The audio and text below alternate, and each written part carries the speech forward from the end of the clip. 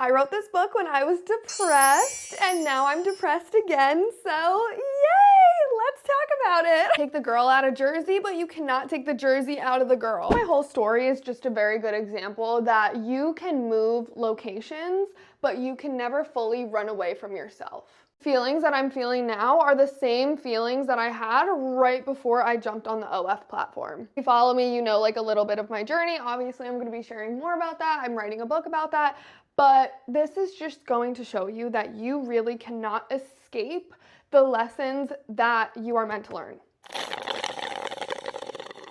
The book follows a transformation and is just set up in different sections of like when I was hurting, when I was healing, when I was in love, stuff like that.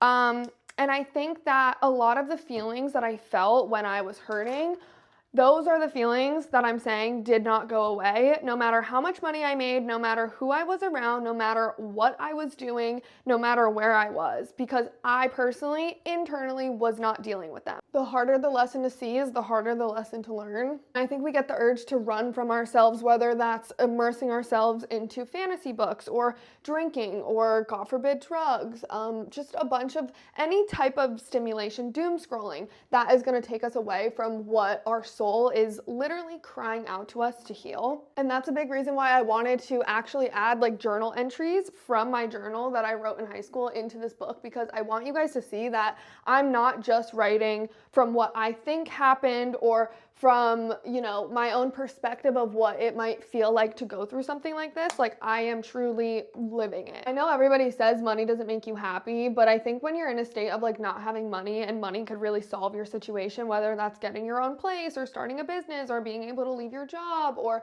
being able to leave an abusive relationship, it's really hard because you tie money to your sense of freedom and choice and happiness. And to some extent, yes, that is true. Yes, money gives you choice.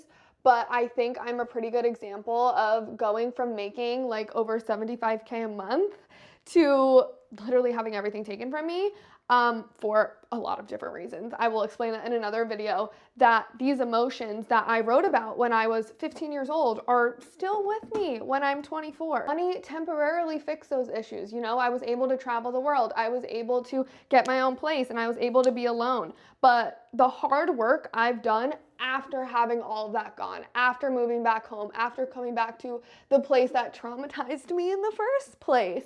So I just really think that, you know, take this from me.